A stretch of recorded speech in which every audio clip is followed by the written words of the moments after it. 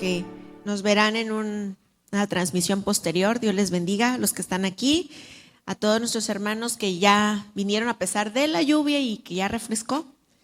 Aquí están. Damos gracias a Dios por cada uno de ustedes y vamos a orar para iniciar la clase. ¿Amén? Muy bien. Bendito Dios que estás en los cielos, damos gracias por este día y la oportunidad que nos das de seguir reunidos, de seguir estudiando, de seguir analizando, Señor, lo que dice tu palabra. Pero nada sería fructífero si no podemos ponerlo en obra.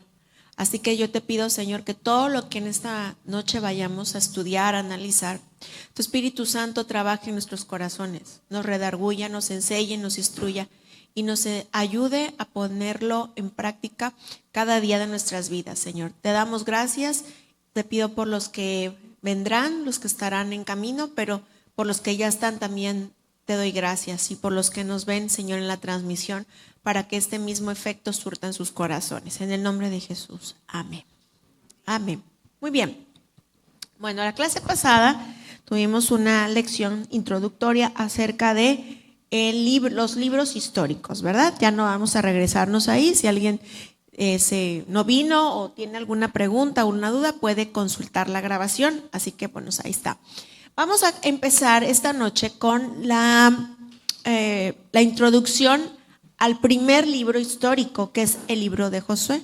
La clase pasada les pregunté quiénes se sabían todos los libros históricos de memoria y alguien me lo dijo, no recuerdo quién me dijo. ¿Quién? Y Augusto, que no vino ahorita. Hace también.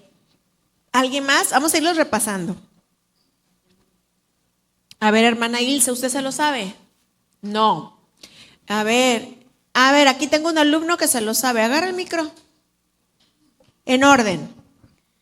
Josué, Jueces, Ruth, primera y segunda de Samuel, primera y segunda de Reyes, primera y segunda de Crónicas, Esdras, Nehemías y Esther.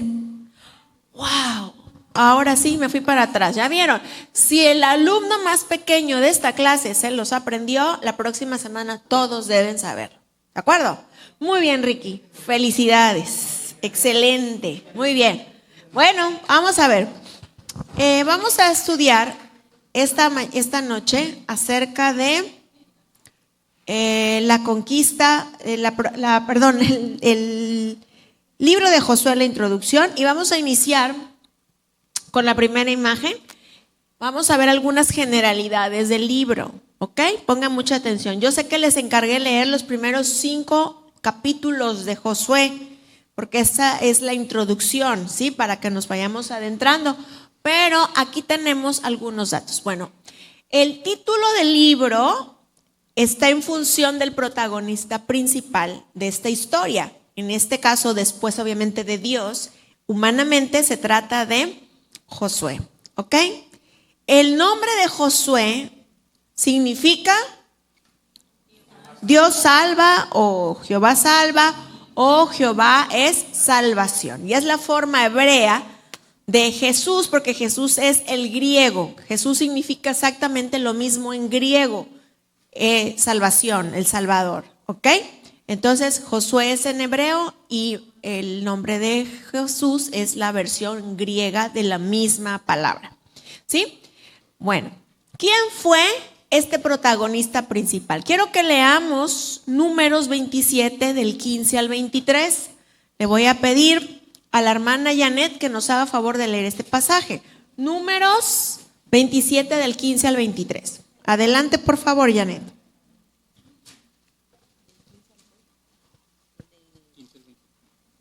Ahí está la cita.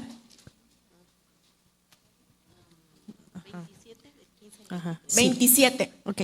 Entonces respondió Moisés a Jehová diciendo: Ponga Jehová, Dios de los espíritus de toda carne, un varón sobre la congregación, que salga delante de ellos y que entre delante de ellos, que los saque y los introduzca, para que la congregación de Jehová no sea como oveja sin pastor.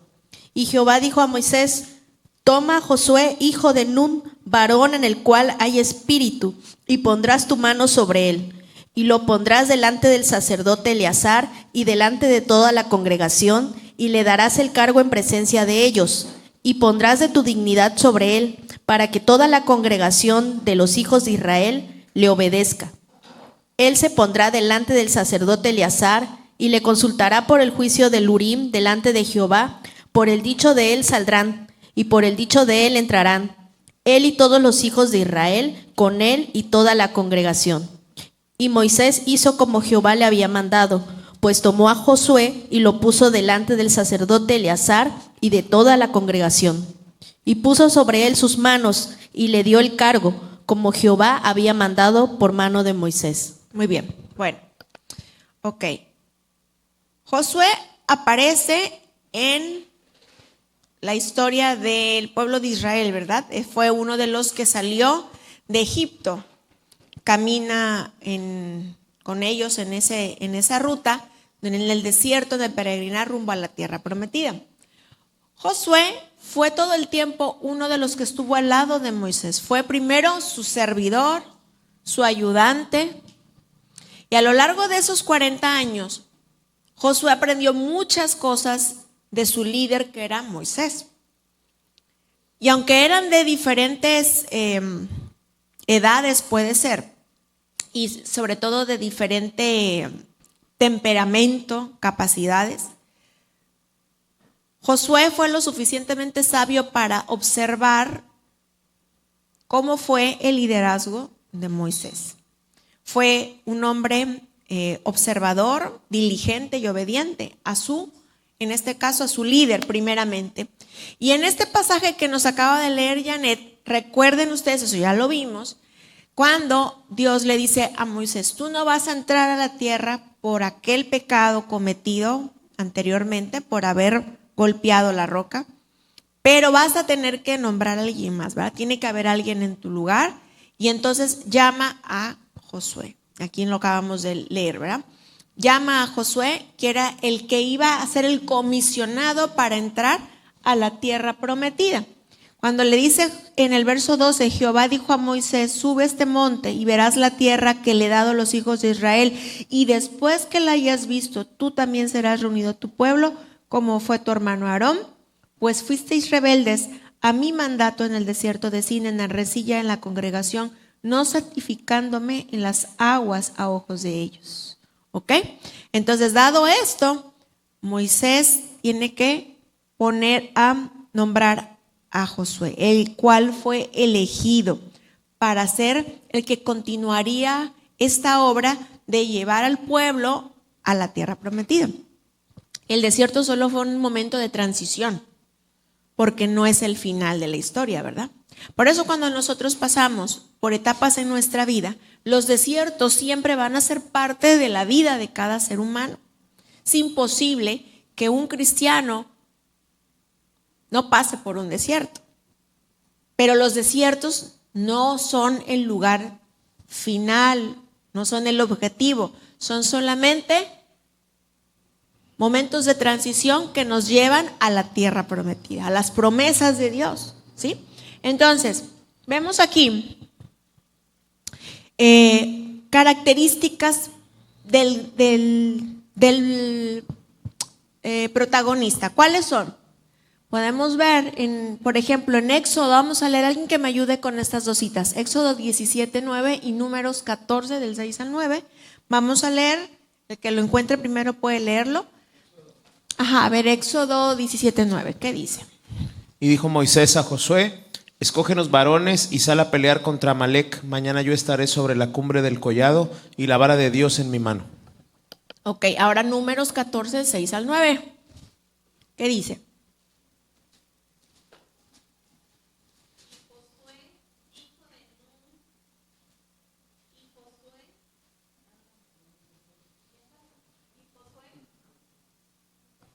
Y Josué, hijo de Num, y Caleb, hijo de Jefone, que eran de los que habían reconocido la tierra, rompieron sus vestidos y hablaron a toda la congregación de los hijos de Israel, diciendo, la tierra por donde pasamos para reconocerla es tierra en gran manera buena. Muy bien. 9, ¿verdad? Sí, al 9. Si Jehová se agradare de nosotros, él nos llevará a esta tierra y nos la entregará, tierra que fluye leche y miel. Por tanto, no seáis rebeldes contra Jehová, ni temáis al pueblo de esta tierra, porque nosotros los comeremos como pan. Su amparo se ha apartado de ellos, y con nosotros está Jehová, no lo temáis. Bueno, a ver, vamos a ver. ¿Qué características vemos en la persona de Josué? De acuerdo con lo que se acaba de leer. El primer pasaje que leí, el versículo que leyó Iván, tenía que ver con el momento en que ellos van a enfrentar a los amalecitas en una guerra. El segundo es cuando son elegidos junto con los otros espías para ir a reconocer la tierra, como lo acaba de leer la hermana Elsa. En esas porciones, dígame, ¿qué rasgos vemos del carácter de Josué? En el primero, por ejemplo, en el de Éxodo. ¿Qué piensan? A ver. Que era alguien que se sometía a su liderazgo. Moisés le comisiona una tarea importante, que era escoger a los varones que iban a ser los espías. Y también se entiende que era alguien en quien podía confiar Moisés. Ok. ¿Alguien más? Lean esos versos, échenle un ojito y dígame, ¿qué encuentran ahí?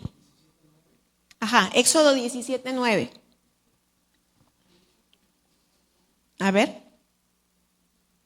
Eso que dijo Iván es correcto. Ok, vamos a poner aquí. Bueno, aquí ahí más o menos puse algunas. Ok, entonces podemos ver que tenía fe. Ándele, vamos a ir agregando otras. Era obediente. Cuando se le comisiona, ¿verdad? Él actúa. Podemos decir que era un hombre determinado. ¿Sí? ¿Qué más podemos ver? A ver, Eunice. Okay.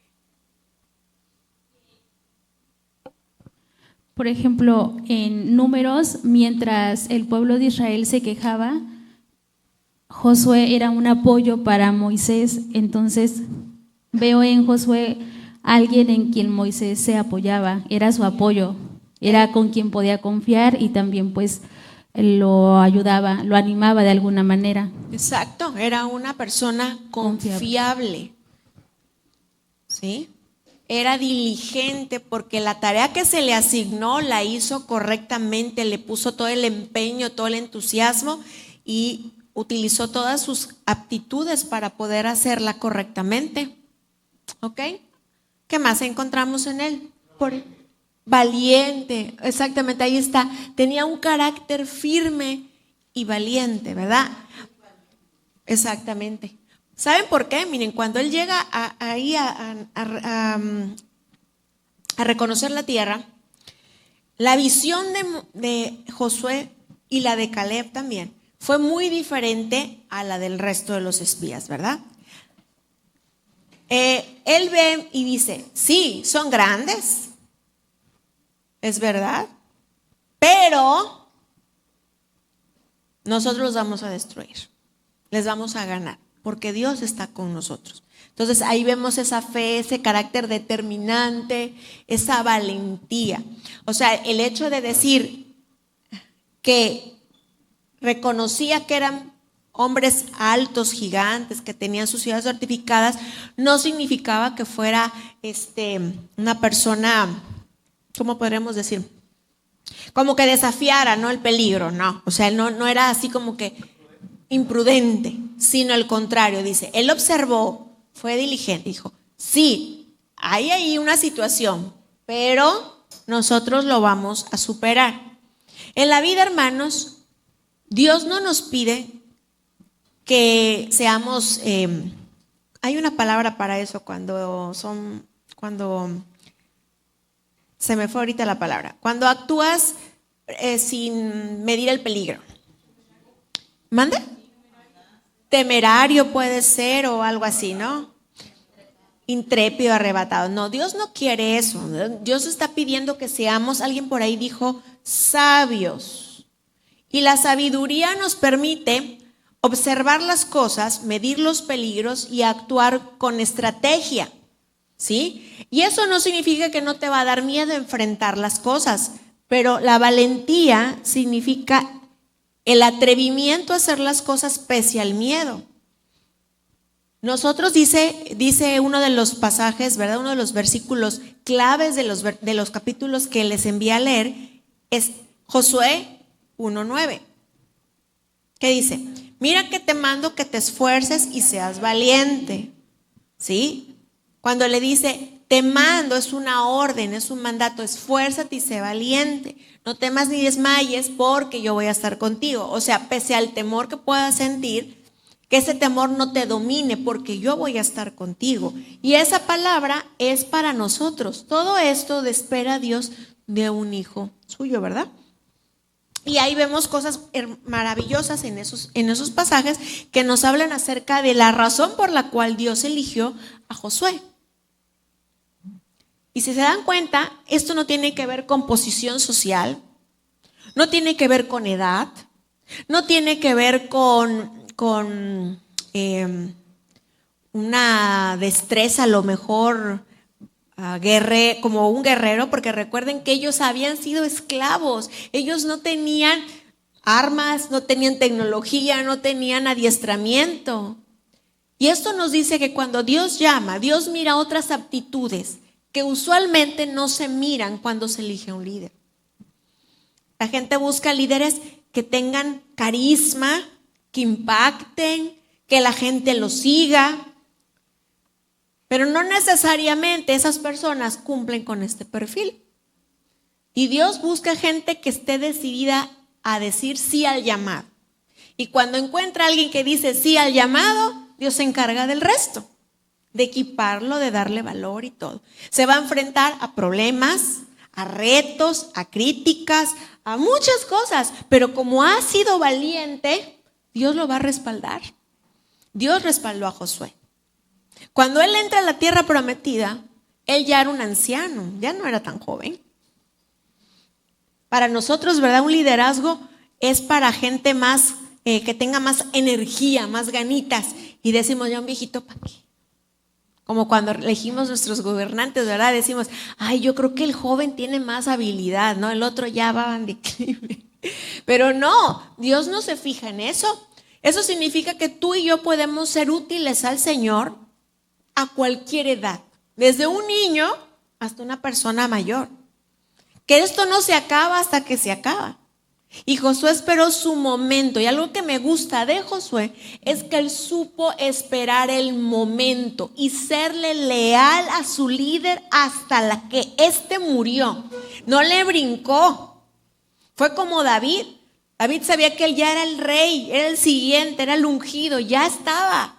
Y él no le brincó a Saúl, esperó su tiempo. ¿Qué nos dice de la personalidad de ellos? Esas actitudes. ¿Qué nos dice? ¿Qué son qué? Pues son personas pacientes, leales. Josué fue leal. Y saben que esta es una de las cualidades más difíciles de encontrar.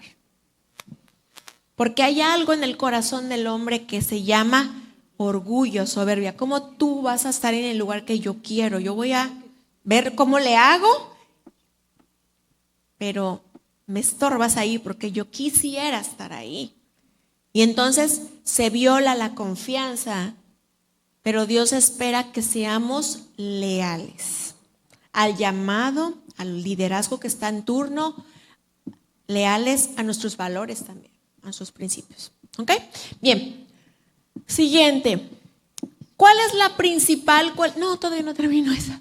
La principal cualidad que vemos ahí en Números 27, 18 que ya se leyó, dice, era un varón en el cual hay espíritu. ¿Qué significará esa frase? Que estaba lleno del Señor, ¿verdad? Del Espíritu de Dios. Revestido, ajá. ¿O qué opinan los demás? A ver, ¿alguien más? ¿Qué opinan? Yo creo que eso es, ¿no? Varón en el cual hay espíritu.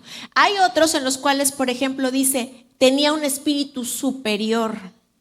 Es algo similar. Cuando la Biblia se refiere a eso, se refiere a que no actuaban humanamente, sino que en ellos había algo especial, algo sobrenatural, algo de Dios. ¿Han conocido gente así? ¿Y qué se percibe cuando hay alguien como con esta virtud? Varón en el cual hay espíritu, mujer en el cual hay un espíritu. ¿Qué se percibe de esa persona? Confianza. ¿Te inspira confianza? Bien. A ver, Arturo. ¿Te da paz? Muy bien. ¿Qué transmite una persona que hay espíritu? Te inspira, eso. Te da, ¿verdad? Dices, le entro porque Dios está con él. Las decisiones que tome, el rumbo que tome, no nos vamos a ir, ¿verdad? Al precipicio. El Señor está con él. Y algo que vieron, si ustedes leyeron los capítulos de Josué, los primeros capítulos, eso es algo que se resalta en esa lectura. El pueblo le dijo, si Dios está contigo como estuvo con Moisés, le entramos, te seguimos. ¿Qué espera la gente? Estar convencida, segura, ver en el liderazgo que Dios está respaldando ese liderazgo. Si Dios está contigo, entonces entramos, Josué, porque nos va a ir bien. Eso es una garantía de éxito. No significa que no va a haber problemas, sino que los vamos a vencer, ¿sí? Seguimos, dice, uno de los dos sobrevivientes de mayor edad del éxodo de Egipto. Recuerden que todos los que no creyeron, ¿qué les pasó? Pues se murieron. Quiere decir que Caleb y Josué eran los más viejos de esos que entraron. Y eran solo 2, ¿verdad? Entonces, así está la situación. Su misión consistió en ser un soldado fiel para conquistar Canaán y repartir la tierra a sus tribus. Miren, quiero que veamos, analicemos un poquito la siguiente imagen. ¿Qué diferencias encontramos entre el liderazgo de Moisés y el de Josué? Piensen un momento. ¿Qué diferencias encontramos entre el liderazgo de Moisés y el de Josué? A ver. Les voy a dar un minutito para que incluso pueden comentarlo ahí entre ustedes. Coméntenlo. Coméntenlo. ¿Qué diferencias se encuentran? A ver, piensen un minutito rápidamente.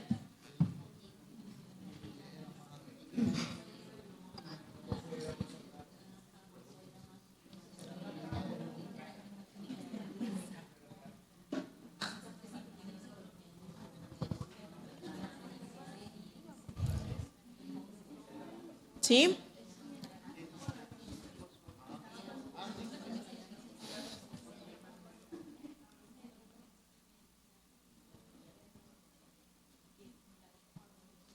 ¿Ya?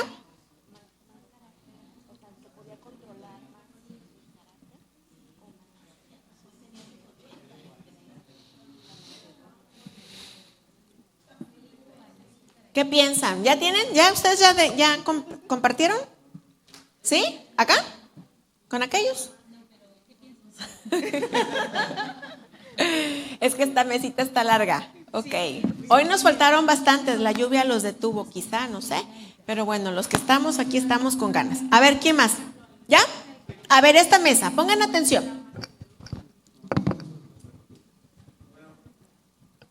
Nosotros terminamos que, a diferencia de Moisés, que él era llamado por Dios para legislar, para enseñar, Dios le hablaba a Moisés con un propósito específico, y Josué era más práctico, era más de acción, como era un soldado, era más así, era más su carácter, ¿no? Ok, entonces podemos pensar que había, creo que se está viciando, una diferencia. Vamos a ver aquí en qué consisten sus diferencias. ¿En el carácter podemos decir? ¿En qué sentido? ¿O no? ¿Sí? En el carácter, pues sí. Porque por lo que están diciendo, O sea, un carácter dócil, un carácter obediente. Dice la Biblia que no hay otro como él. ok, bueno, fíjense bien. Ok, aquí, carácter. Y el de Josué era más como de liderazgo, de combate, de ¿Ok? estrategia militar. Podemos decir no sé que cómo tenían decirle. en sus aptitudes, ¿ok? Tenían diferentes aptitudes, un carácter también diferente. Podremos más que decir, pues obviamente tiene que ver también aquí el tema de la personalidad, ¿no? Una personalidad diferente, ¿ok? ¿Sí estamos todos aquí? ¿Sí? Entonces, para empezar, los dos estamos de acuerdo que eran llamados a liderazgo, siervos del Señor, pero eran distintos, ¿sí? ¿Alguien iba a decir algo? Sí, que tenían una misión diferente. Exacto. Exactamente, esa es la que iba a poner acá abajo, pero muy bien. Misión.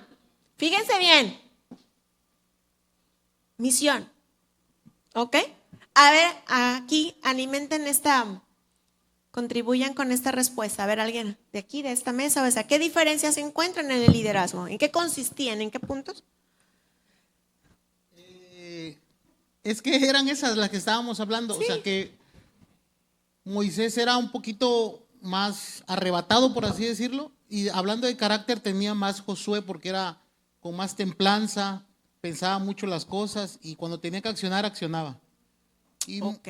Y estábamos platicando que Moisés era como que más, pensaba un poquito menos las cosas. Ok, a ver acá.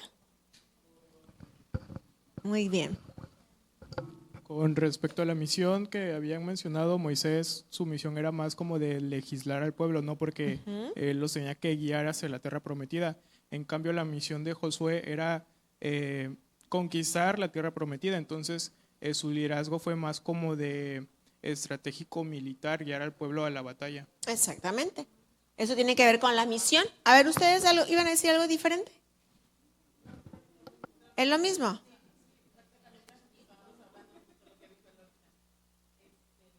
Préstale, Colum. Veíamos en cuanto a la personalidad, ¿no? El otro pues es reconocido como el hombre más manso, ¿no? En este caso, Moisés, y el otro por la misma misión que tenía, pues le tocó ser el guerrero, ¿no? En un momento dado, pero podemos ver ahí que ahí son las actitudes, ¿no? Pero dentro del carácter podemos ver las mismas, un hombre obediente, un hombre de fe en este Exacto. caso, siempre es bajo el dejarse guiar, ¿no? Por Dios en este caso. Exacto. Ujú. Muy bien. ¿Alguien más? A ver.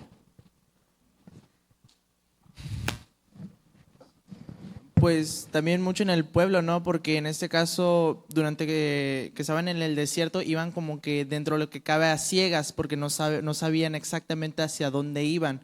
Más sin embargo, con Josué ya sabían dónde era la tierra prometida y era más de tener confianza de poder conquistar y vencer a los enemigos. Entonces, con Moisés era más como que a ciegas, una fe ciega, y aquí era más de tener, con Josué, tener una confianza firme de que iban a poder vencer al enemigo. Así es. Aquí era de aplicar estrategias, ¿sí? Entonces, exacto, dice el libro que era un hombre de acción. Entonces, la personalidad es diferente. Ahora, exactamente. Dios comisiona, forma, envía a personas con ciertas aptitudes para ejecutar una misión en un momento determinado de la historia. ¿Sí? Se requería a alguien tal como Josué para conquistar la tierra. Imagínense un Gedeón para conquistar la tierra. ¿Qué hubiera hecho Gedeón si le hubieran comisionado esa misión? Hubiera dicho, vamos a orar a ver si es de Dios o no es de Dios, vamos a poner una prueba, a ver si, ¿no? Ok, sí, puede ser. Cada quien tiene una personalidad, un carácter, aptitudes propias para desarrollar una misión en un tiempo determinado. Por ejemplo, voy a poner un ejemplo de la actualidad, ¿no? A esas personas que se levantan, por ejemplo, para poner centros de rehabilitación contra las adicciones, ahorita se me viene ese ejemplo, son personas que tienen un carácter para poder enfrentar o atender esas problemáticas. Si ponen, por ejemplo, a alguien bien sensible, que llora y llora, ¿verdad? Por todo, probablemente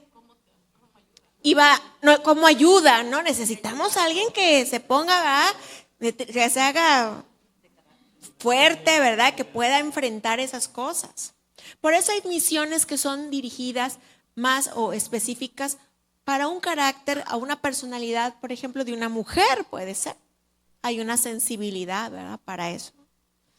Si vamos a tener un ministerio enfocado a restauración de mujeres que han sufrido violencia, maltrato, qué sé yo, desde su niñez, no vamos a poner a una que diga, no, deja de llorar, ya, levántate ya. ¿Ah? No, ¿por qué? ¿Qué se requiere? Sensibilidad, comprensión, temple, o sea, cada persona Dios la levanta con una personalidad, un carácter y actitudes propias para una misión específica en un tiempo específico. Moisés no lo iba a hacer todo, no iba a ser eterno. Decía el Señor, hasta aquí es tu momento, pero ahora sigue otro que va a continuar. El chiste es darle continuidad a la obra del Señor, y en cada etapa, en cada momento de la historia de Israel, se necesitó de un liderazgo específico. Tratar con jóvenes no es lo mismo que tratar con adultos mayores, tratar con niños. Se requiere que todo esto se conjugue para poder hacer la misión. No es lo mismo tratar con varones que con damas. No es lo mismo. Con personas que tienen problemas, ¿verdad?, de adicciones, que personas, por ejemplo, que tienen la problemática que les comentaba, ¿no? Mujeres en esa condición con problemas depresivos. No es lo mismo, hermanos. Y Dios levanta en su momento a alguien para cumplir por un tiempo esa misión, y de ahí alguien va a continuar haciendo lo que le toca hacer. Imagínense si Josué hubiera dicho, es que yo no soy como Moisés. Y empieza a ver las comparaciones, que él se hubiera comparado con Moisés. Quizás se hubiera sentido así, porque la Biblia dice que no hubo otro como Moisés. Que aunque Josué fue el que metió a la gente a la tierra prometida, Moisés era Moisés y siempre tuvo su posición y su lugar. Tú y yo no nos podemos estar comparando con otros liderazgos, con personas que han estado en otro momento. Ni esperamos que ellos, los que sigan, sean iguales que nosotros, porque Dios les da a cada quien lo que le tiene que dar. Y eso, lo importante es que tú y yo entendamos que para esta hora, como Esther dijo, para esto tú me llamaste. Para este tiempo, para esta gente, para estas personas, para esta circunstancia, tú me llamaste. Y luego dice, ¿por qué se murió el hermanito fulanito? Pues porque ya era su momento, porque para ese tiempo Dios lo llamó. Nadie aquí es eterno. Por eso hay que hacer la obra que Dios nos ha mandado a hacer en el momento, no postergarla, sino atender el llamado y la voz de Dios. Y eso me habla a mí, eso es para mí. ¿Sí? Cada quien, yo sé que ahorita estoy diciendo esto y el Señor me dice, esto es tuyo, así, eso es para ti. Okay, yo lo recibo. Ok, hermanos, hay diferentes, no te compares, la conclusión es, nunca te compares, nunca quieras hacer cosas que Dios no te mandó a hacer, sino lo que Él te mandó a hacer. Para tu generación, sirve a tu generación en el momento en que Dios te llame. ¿Amén? Ok, la que sigue. Creo que quedó claro esto. La que sigue, por favor, Manuel. Autor y fecha. Bueno, ustedes leyeron la lección del libro. Bueno, hay muchos datos, ¿no? Pero lo importante es saber que la mayoría coincide que esta narración, el autor principal es Josué, por algunos rasgos que se notan a lo largo de la lectura. ¿Cuáles serán esos como pistas que podemos encontrar, porque sabemos que fue Josué el que pudo haber escrito esta obra. Bueno, en el libro Sari nos dice Exacto. que habla como con testigos presenciales, utiliza los vocablos nosotros dice aquí, Ajá. y da detalles del paso del Jordán, y también utiliza el pronombre os, Sí. hablando en primera persona, Ok. y también la frase hasta hoy. Por esa escritura, ese contenido en ella de estos términos, nos habla de que, pues, fue escrito, ¿no? Sí. Por una parte, al menos una parte de, y probablemente dice el libro que el sacerdote Fines pudo haber concluido la historia de Josué, es lo que nos comenta Exacto. el libro. Muy bien, entonces parece ser una obra con tintes autobiográficos, ¿no? Como que es él mismo que está hablando de parte de su historia, de su vida, en la cual está narrando estas historias. Obviamente, lo mismo que pasó en el Pentateuco, ¿verdad? En Deuteronomio, no terminó de escribir Deuteronomio Moisés por obvias razones, ¿verdad? Que él no puede narrar su propia muerte. Lo mismo pasa en este libro. Alguien escribe ese dato que tiene que ver con la muerte de Josué, la conquista de algunas ciudades que ya no conquistó Josué, por ejemplo, Hebrón, que fue conquistada por Caleb, fue posterior, y Debir y Lesem, que eran otras de esas ciudades cananeas que estaban ahí, que fueron conquistadas en el caso de Debir, por Otoniel, que fue un juez, o sea, está hablando de tiempo posterior, y la otra por otra tribu, que fueron la tribu de Dan, ¿ok? Entonces, se cree que este libro fue escrito muy cerca del tiempo en que los hechos ocurrieron, ¿sí? Por la manera en que dice, por ejemplo, hasta hoy, quiere decir que era muy cercano el acontecimiento al momento de la escritura del libro, también porque hay evidencias como lo que acabo de decir, y también la arqueología. La arqueología es muy interesante, siempre va a ser interesante porque la ciencia siempre va a respaldar lo que está escrito en la Biblia, ¿no? Eso es muy bueno. Y la fecha de la conquista más o menos oscila alrededor del año 1400 antes de Cristo. En ese momento pudo haber sido. La que sigue, Manuel, por favor. Ok, hay un fondo histórico y esto es muy importante que entendamos el por qué el Señor le dice a Josué, sé valiente, no temas, tú ve, yo voy a cumplir las promesas, porque hay un trasfondo. ¿Quiénes eran los cananeos? Bueno, los estados cananeos se encontraban en ese momento en un estado de vulnerabilidad. Fíjense cómo Dios lleva al pueblo a la conquista en el momento adecuado. En su momento habían tenido mucho apoyo y mucha influencia de parte de Egipto, porque Egipto en aquel tiempo era el imperio. Cuando estaban ellos esclavos, los judíos en Egipto, Egipto no nada más era ese pedacito que hoy conocemos, sino dominaba, era un imperio. Acuérdense que los imperios tenían potestad sobre muchas naciones y se extendían grandemente. Entonces, Egipto tenía este poderío sobre los cananeos, pero Dios esperó el tiempo exacto. Por eso los 40 años también, todo coincidió así. El Señor, mire, nada llega antes ni llega después, porque Él es bien sabio. Él preparó el momento y cuando los cananeos estaban más vulnerables, porque los egipcios habían dejado de apoyar, de tener como que control sobre esos territorios y sobre todo al haberlos como olvidado en el mapa, pues ya no tenían ese respaldo militar, ¿no? Los egipcios estaban vulnerables, habían sido atacados por naciones vecinas y entre ellos mismos, entre las naciones, porque eran pequeños como agrupaciones, pequeñas ciudades, los cananeos, entre esas mismas ciudades cananeas ellos habían tenido disputas y eso los había debilitado. Entonces, cuando llegan justo en el momento a la conquista, ellos estaban vulnerables, era el momento exacto de caerles para conquistar. Quizá en el momento en que fueron, ¿verdad? Anteriormente y los vieron así muy fuertes, muy altotes, no era el momento. Pero cuando Dios dice, ese es el momento, parece que no tardó mucho tiempo entre la muerte de Moisés y que ellos empezaran a recorrer para entrar. Eso casi fue inmediato, ¿ok? Ahora, vamos a comprender quiénes eran los cananeos y por qué el pueblo de Israel tenía la comisión de destruirlos.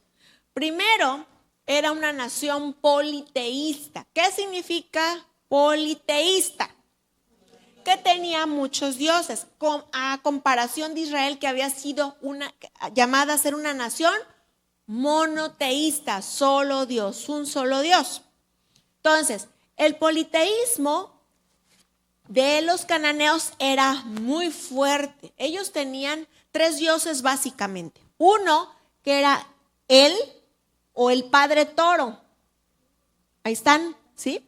Imágenes de animales así de ese tipo, vacunos. Acera era la esposa o la esposa de él. También se llamaba, en otra porción aparece como Astarte, y es Acera. Y el más conocido, el dios más conocido de los cananeos, que ustedes lo van a leer, es Baal, los famosos Baales. ¿Sí? El Baal era el dios de la fertilidad. Por lo tanto, todas las adoraciones, todos los actos cúlticos que tenían los cananeos tenían que ver con la fertilidad, con la procreación, con las relaciones sexuales, pero de una manera distorsionada. Por eso, todo lo que tenía que ver con su adoración, había una promiscuidad, de depravación sexual en sus ritos. Prostitución, una locura. Y estamos hablando de ¿cuándo? 1400 años antes de Cristo. Pareciera como que esto es nuevo, ¿no? No. La maldad y la depravación siempre ha estado presente. Y los cananeos eran especialistas en ese tipo de cosas. Aparte de practicar adivinación, y había un acto muy interesante, ¿verdad? Que es el que vemos aquí, que los identificaba, que eran los sacrificios a los niños. O sea, ¿de qué nos dice? ¿Qué había en la mente? A ver, piensa. ¿Cómo eran los cananeos? Si tuvieras un vecino así, ¿qué pensarías de él? Un psicópata, dice él acá. ¿Quién mata a un niño? ¿Quién mata a un niño? Una persona degenerada, perversa. Ok, fíjense, tenían ciertas prácticas o adoración de serpientes. Que tu vecino tenga serpientes en su casa, ¿ah? El que vive a un lado tuyo. ¿Alguien le tiene miedo aquí a las culebras? Ricky dijo que él levantó bien honestamente su manita, ¿ah? La serpiente. Digo, no es algo que tú puedas decir, no le tengo miedo, ¿va? Te puede dar mucho miedo. Entonces, los sacrificios a infantes, este tipo de cosas así raras, como esos que no se han visto luego, hay personas que traen enredadas unas serpientes en la mano. ¿Qué piensas de alguien así? Que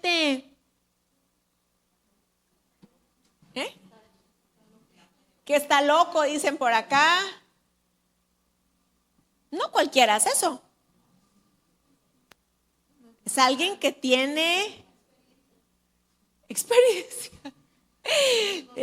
No es normal. Algo extraño hay ahí, ¿verdad? Porque nadie en su sano juicio juega con una culebra, ¿no?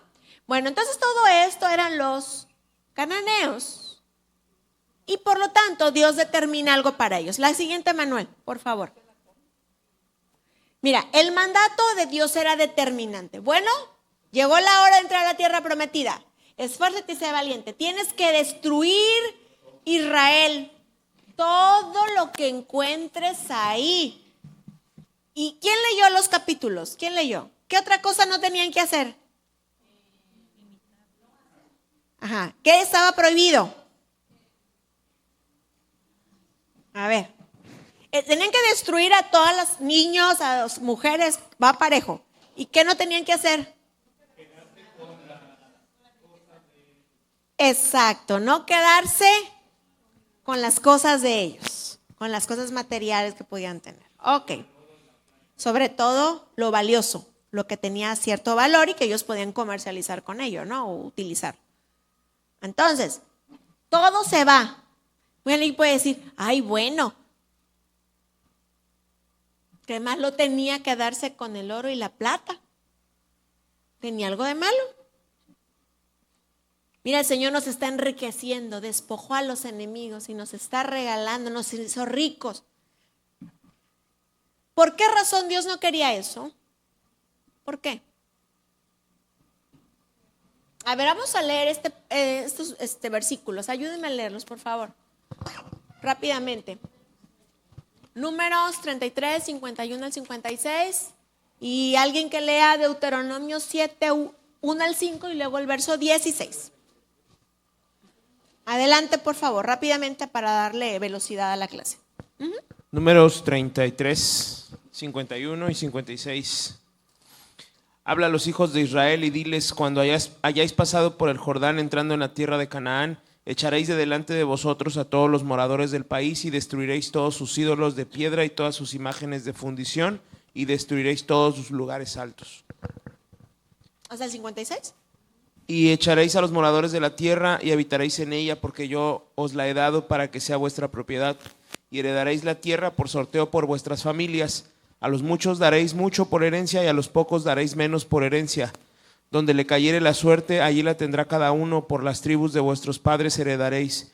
Y si no echaréis a los moradores del país de delante de vosotros, sucederá que los que dejaréis de ellos serán por aguijones en vuestros ojos y por espinas en vuestros costados, y os afligirán sobre la tierra en que vosotros habitaréis. Además, haré a vosotros como yo pensé hacerles a ellos. Así es. Bueno. Deuteronomio 7, del 1 al 5. Adelante, Dani. Cuando Jehová tu Dios haya introducido en la tierra en la cual entrarás para tomarla, y haya echado de delante de ti a muchas naciones, al Eteo, al Gergeseo, al Amorreo, al Cananeo, al Fereceo, al Ebeo y al Jebuseo, 7 naciones mayores y más poderosas que tú, y Jehová tu Dios las haya entregado delante de ti, y las hayas derrotado, las destruirás del todo. No harás con ellas alianza, ni tendrás de ellas misericordia, y no emparentarás con ella. No darás a tu hija a su hijo, ni tomarás a su hija para tu hijo, porque desviará a tu hijo en pos de mí y servirá a dioses ajenos, y el furor de Jehová se encenderá sobre vosotros y te destruirá pronto.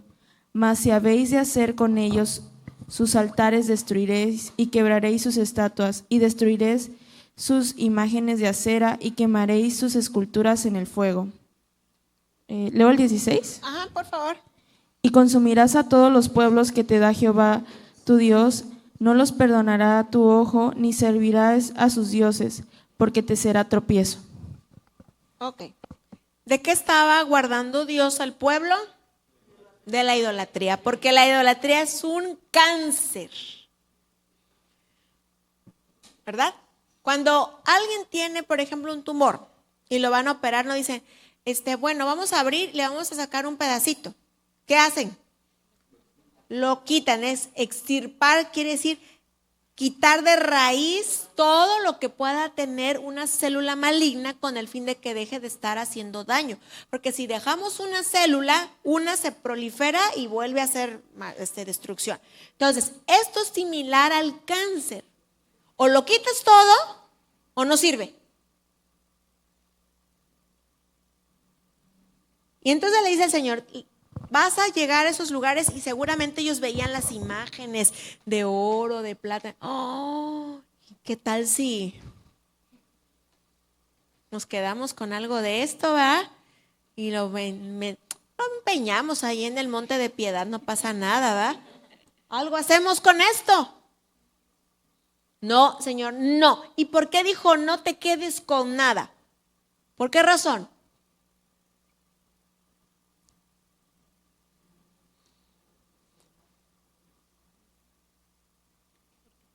¿Por qué razón? Dígame. ¿Por qué no podían quedarse con una posesión de ellos? Porque la ira de Jehová iba a ir sobre ellos. Sí, pero ¿por qué iba a ir la ira? ¿Cuál era la razón? A ver, préndele, hijo. Ándale. Bueno, porque Sí. a lo mejor las cosas estaban entregadas a sus dioses. Esa es falsos. una razón muy fuerte. ¿Sí? A ver, por- Arturito. Porque iban a perder el enfoque que Dios les provee a ellos. Exactamente. Ahí está. El Señor dice, nada, nada, porque está contaminado. Una. Claro, llegaron y, uy, no, iban a olvidarse del maná. A ver, espérate. Yo sigo siendo el proveedor. Tu confianza no debe estar en el hombre ni en las posesiones materiales. Si yo te voy a dar la tierra, la limpiamos y Dios te va a hacer que sea fructífera. Por eso decía, tierra que fluye leche y miel. Dios los iba a bendecir sin necesidad de ese tipo de cosas. ¿Qué enseñanza tiene para nosotros eso hoy, hermanos? Fíjense, observen eso. ¿Cómo podríamos nosotros caer en esa tentación? Dice el Señor, quita todo, destruye todo.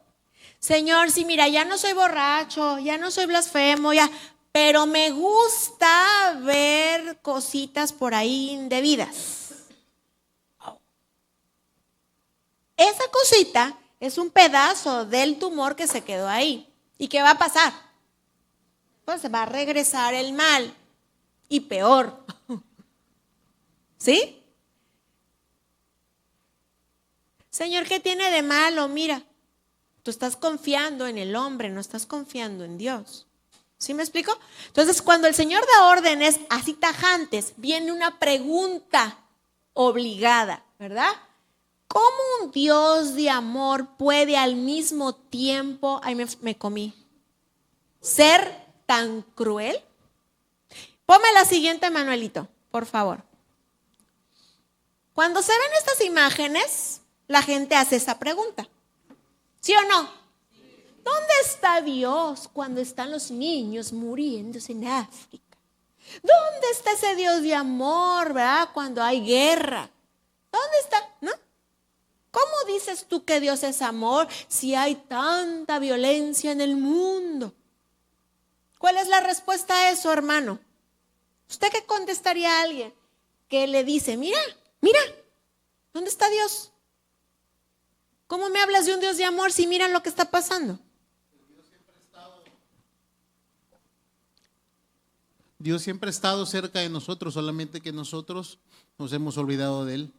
Y el amor entre nosotros ha menguado. Y como Dios es amor, no podemos acercarnos más a Dios y Dios no puede obrar por nosotros porque nosotros mismos nos alejamos. Pero Dios puede evitar eso. ¿Por qué no lo evita? Aquí hablamos de la libertad de elección. El hombre ha decidido su propio camino, ¿verdad? Como dice él, se ha alejado voluntariamente de Dios, ¿verdad? Entonces, fíjense, la que sigue, Manuel, por favor. Primer lugar, el castigo de los cananeos fue un castigo merecido. Cuando Dios manda un juicio sobre una nación, no la manda nada más porque sí, siempre hay razones, siempre hay un porqué. Dios permite que una persona, una familia, una nación, una ciudad pase por estas cosas. ¿Por qué? Porque están volteándole la cara a Dios, están siendo blasfemos, completamente rebeldes a lo que Dios dice. Vamos a leer rápidamente Génesis 15:16 y Deuteronomio 9:4. A ver, ¿qué dicen estos pasajes?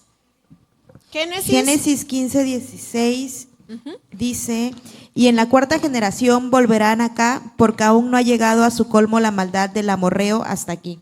Ok, está diciendo, ¿verdad?, que la maldad tenía que llegar a un límite en el cual Dios les iba a dar oportunidad, pero como ellos no se iban a arrepentir, Dios dice hasta aquí, ya no más. ¿Qué quiere decir? ¿Dios es injusto? No. Dios siempre prolonga su misericordia, pero va a llegar un momento en que el hombre va a cosechar el fruto de su maldad. ¿Sí? A ver qué dice Deuteronomio 9:4.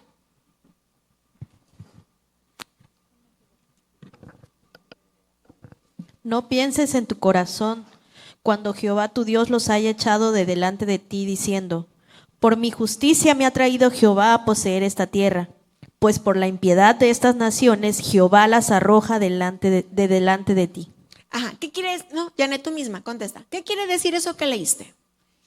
Que ellos que ellos no se sintieran merecedores de poseer esa tierra. Que era Dios el que los había rechazado a los habitantes de esas naciones porque no lo habían adorado a él. Exactamente. Así. Ajá.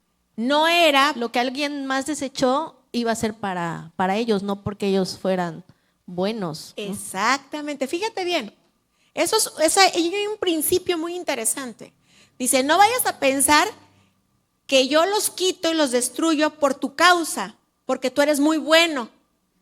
Yo te lo voy a regalar esa tierra. No. Tú llegas ahí por misericordia. ¿Sí? Porque como ellos se portaron mal, me desecharon y no quisieron seguir mis mandamientos, entonces yo te voy a dar ese lugar. Los destruyo a ellos y tú ocupas ese lugar. Pero entraste por gracia, por misericordia. Exacto. Nadie puede tener algo porque lo merezca. Ahora, hay un principio. ¿Qué es eso? Lo que estoy diciendo. Todo lo que tenemos, todo lo que podemos llegar a lograr, todo lo que somos es un acto de misericordia y de gracia, porque nadie merece nada. Y el lugar que tú tienes probablemente lo tienes no porque seas el mejor, sino porque alguien más lo desechó. Pero en su gracia, Dios dijo, ten. ¿Quién de aquí puede decir, yo merezco una familia, la familia que tengo, yo la merezco? Porque me porté tan bien toda mi vida, nunca le rezongué a mis papás, nunca me les perdí, que yo merezco esto porque fui un excelente hijo. ¿Alguien puede decir eso? No. La puritita gracia de Dios nos dio una familia. No la merecemos. Ay, no, es que yo tengo este lugar aquí, me escogieron porque no encontraron, ¿verdad? Es que yo soy aquí el indicado para este lugar.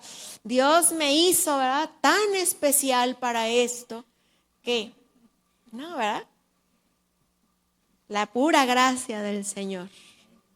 La misericordia, ¿sí? Entonces, esto era importante. Dos, fue la estrategia de Dios a fin de proteger a su pueblo de la contaminación de una religión depravada. Es lo que decíamos aquí. El Señor dice, se va todo porque mi pueblo es santo y yo no quiero que se contamine con nada. Entonces, si no extirpamos el mal de raíz, ahí se va a quedar. Esa es una manera de quitar todo, ¿verdad? Y la tercera, tenía como propósito grabar en la mente de los israelitas las consecuencias terribles de la impureza. O sea, mira lo que le pasa a un pueblo desobediente. Mira, observa. Decíamos la clase pasada, ¿verdad? Que hay personas que creen que no se aprende de las experiencias, observando y viendo a otros lo que les pasa. El sabio debe aprender de las malas experiencias. Yo no quiero eso para mí. Mira, viste que tuviste un abuelo maldoso, ¿verdad? Promiscuo, el papá fue promiscuo. ¿Qué debes de aprender y cómo terminaron? Pues solos ahí, viejitos abandonados, ¿verdad? Muertos de cirrosis. ¿Tú quieres eso para ti? Pues no, aprende mira cómo termina alguien así. Haz algo diferente. No, que mi mamá y mi papá eran bien flojos, por eso somos pobres. Pues trabaja, estudia para que no te pase eso. Aprende de la lección. Mira, el Señor le estaba diciendo a Israel, mira lo que yo voy a hacer con los que me deshonran. No vayas a hacer lo mismo porque mira cómo acaban. Pues ni así, hermano. Ni así. ¿Ok? Eso es lo que pasa. La que sigue, por favor. Propósitos del libro, rápidamente. Obviamente ya dijimos, el más importante, que era relatar la conquista de Canaán y el establecimiento de las tribus en ella. Por lo tanto, aquí hay algo importante. Una vez que esto sucede, lo que nos dice el libro es, Dios ha cumplido sus promesas que le dio a los patriarcas. Abraham, yo te voy a dar una tierra, mira Isaac, mira Jacob, ¿no? Todo se cumplió, ahí está. Esa es la muestra de que se cumplió la palabra dicha. Y mostrar la santidad de Dios por medio de la necesidad de exterminar a los cananeos y de no quedarse con nada prohibido a fin de salir vencedores. Si siguieron leyendo los capítulos que siguen y se picaron con la historia, se van a dar cuenta que pasa algo, ¿verdad? Eso lo vamos a ver en la próxima clase, no me voy a adelantar. ¿Cuándo empieza la primer desobediencia a la orden? ¿No? Bueno, ok, entonces esto es muy importante. Por lo tanto, podemos resumir, Manuel, en la que sigue, el tema, la última. El tema es la conquista de Canaán y el establecimiento de Israel en ella. Lo que pasa después le toca a otros protagonistas, a otras personas que llegan después, en otro momento, con otra personalidad, carácter, misión, etcétera. Pero para Josué esta fue su misión. ¿Ok? El pueblo llegaría a tener reposo después de su peregrinar al llegar finalmente a la tierra prometida, que es un símbolo profético del reposo del creyente en Cristo. Cristo es nuestro reposo y cuando después de venir de una vida desordenada, ¿verdad?, y vacía, llegamos al Señor, Él es nuestro descanso. Ahí encontramos reposo. Por eso decimos que Josué es un tipo de Cristo, que llevó al pueblo al reposo. Moisés no llevó al pueblo al reposo porque Moisés es un símbolo, representa la ley. La ley no lleva a este estado, es la gracia a través de Jesucristo. Por eso Josué es un tipo de Cristo. ¿Ok? Muy bien, vamos a terminar aquí. ¿Alguna pregunta o algo que quieran comentar de la clase? ¿Algo que surgió una vez que ustedes leyeron? No sé. ¿Algo que quieran aportar?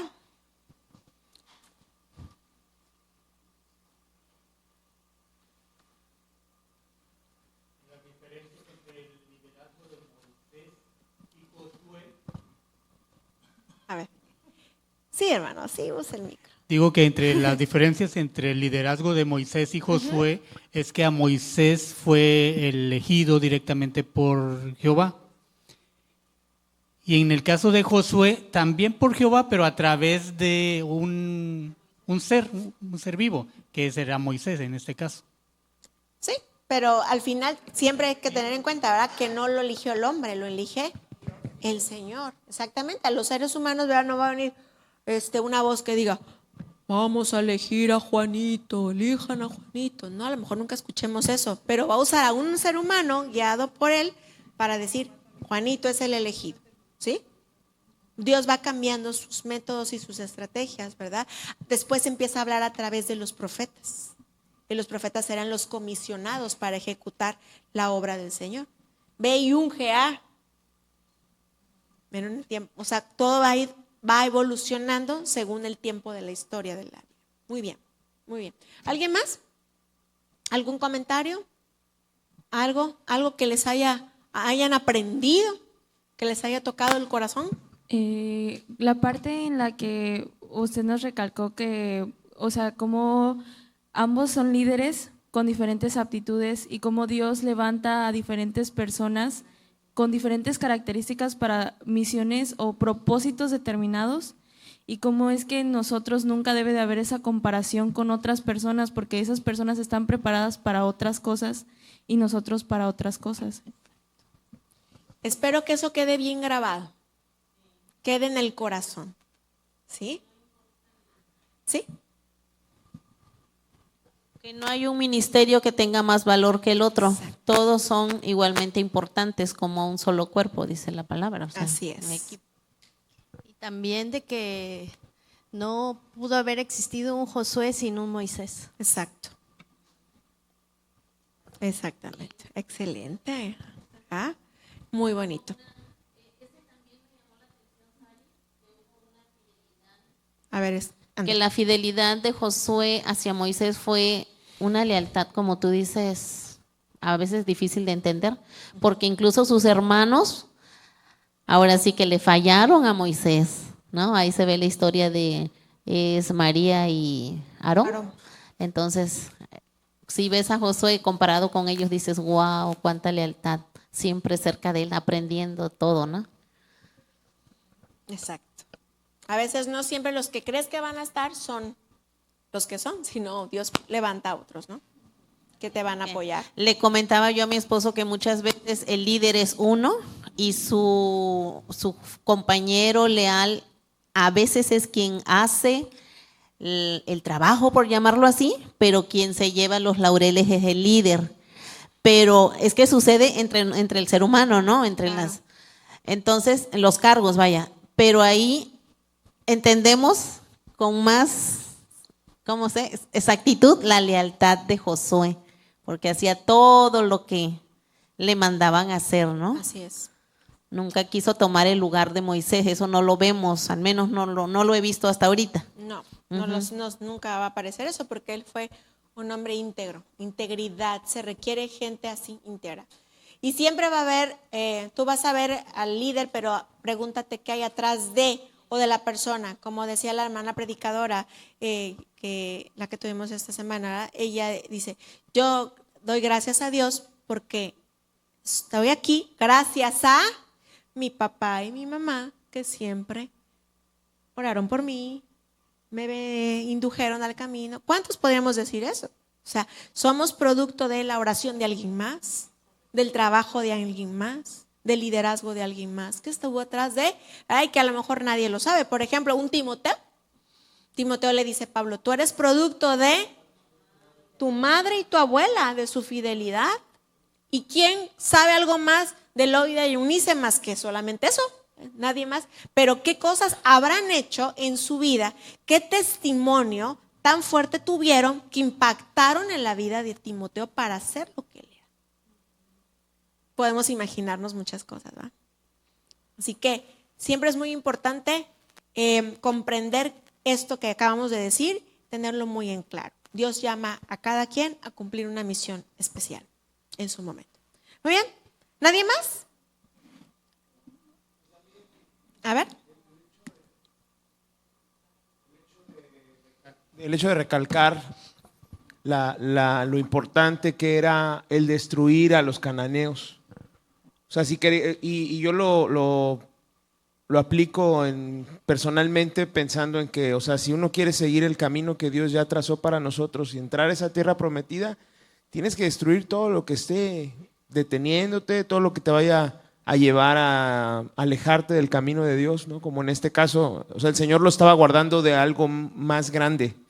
Y me gustó lo que decía un autor que cita a Pablo Hoff en el libro, que dice que el hecho de que no destruyeran a los cananeos hubiera significado que todos los valores que estaban cimentados en la ley de Dios y en los decretos de Dios se hubieran, hasta este punto de la historia, se hubieran degradado hasta desaparecer. Así es. Muy bien, bueno, pues damos gracias a Dios por su palabra, porque la palabra es lo que hace efecto en el corazón. Así es, y es poderosa. Vamos a orar esta noche, vamos a orar, porque yo sé que Dios tiene palabra para nosotros, ¿verdad? Se ha dicho todo, ahora pidámosle al Señor que nos ayude a caminar en esta verdad cada día. Amén. Amado Señor, te damos gracias por tu palabra, por la enseñanza, Señor, que tú nos das esta noche y por lo que nos haces llevarnos en el corazón, en la mente y reflexionar sobre de ello. Señor, te pedimos que tú nos bendigas cada día, Señor, a través de lo que el Espíritu nos recuerde de tu palabra. Que podamos tener presente, Señor, que tenemos en esta vida nuestra propia personalidad, un carácter que tú has ido puliendo con las situaciones propias que nos permites vivir a cada quien, pero también nos has provisto de dones, de habilidades para cumplir una misión en específica. Señor, gracias por la vida de Josué, por la vida de Moisés, que nos enseñan a nosotros, Señor, cómo debemos vivir ahora en el siglo XXI de esta era, como tú quieres, Señor, porque estos principios siguen siendo vigentes para nosotros. Señor, bendice a cada uno de los que estamos aquí, a los que no pudieron estar, a los que nos verán en línea posteriormente o los que están aquí. Gracias, Señor, y te damos toda la gloria y toda la honra a ti. En el nombre de Jesús, amén. Bueno, Dios les bendiga y nos despedimos de los hermanos que nos ven en la transmisión y nos vemos, si Dios quiere, la próxima semana.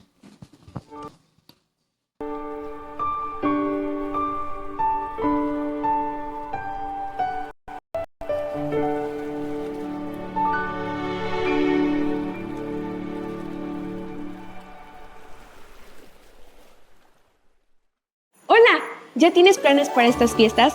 En la Iglesia Cristiana Reino de Dios te queremos invitar a que juntos celebremos el verdadero significado de la Navidad. Por eso mismo, este 24 y 31 de diciembre a las 6 de la tarde estaremos teniendo nuestro único servicio. Y para que todo salga perfecto necesitamos que apartes tu lugar. Así es, necesitas apartar tu lugar. Solamente mándanos un mensaje por vía WhatsApp al número que aparecerá por aquí abajito. No te pierdas la oportunidad de cerrar este año con mucha gratitud. Y el próximo con propósito. ¡Te esperamos!